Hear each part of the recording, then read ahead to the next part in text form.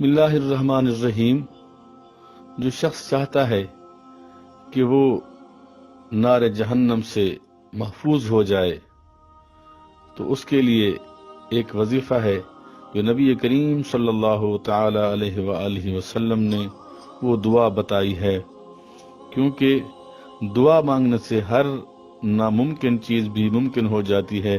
اللہ نے خود کلام پاک میں ارشاد فرمایا ہے، حکم دیا ہے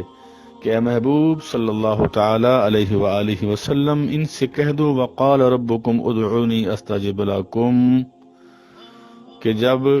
تم مجھ سے کوئی چیز مانگو گے، دعا مانگو گے، اپنی ضرورتیں مانگو گے، دنیا کے لیے مانگو گے، آخرت کی بھلائی کے لیے مانگو گے، میں اللہ قبول کروں گا۔ تو نبی کریم صلی اللہ تعالی علیہ وآلہ وسلم نے ارشاد فرمایا کہ جو شخص اس دعا کا مسلسل ورد رکھے گا، بالخصوص فجر اور عصر کی نماز کے بعد 7 مرتبہ کو اس دعا کو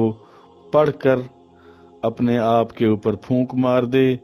تو اس کی برکت سے اللہ تبارک و تعالی اسے نار جہنم سے محفوظ فرمائے گا۔ الفاظ یہ ہیں جو نبی کریم صلی اللہ تعالی علیہ وآلہ وسلم نے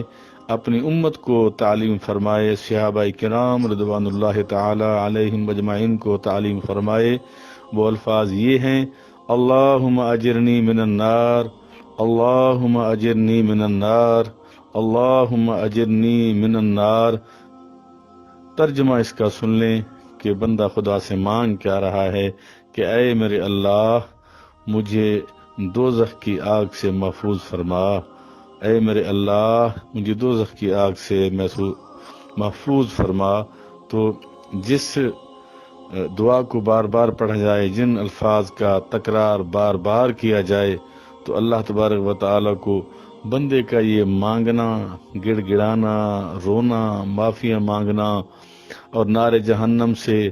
آزادی کے لیے التجا کرنا اللہ کو بہت پسند ہے۔ اور کیونکہ رب کعبہ نے خود قرآن پاک میں فرمایا ہے کہ ادعونی استجب لکم، اے محبوب صلی اللہ تعالی علیہ وآلہ وسلم ان سے کہہ دو کہ جس طرح کی بھی یہ دعا مانگیں گے جو ان کی بھلائی میں ہوگی، میں اللہ، میں مالک الملک، میں قادر قدیر رب ان کی دعاؤں کو سنتا ہوں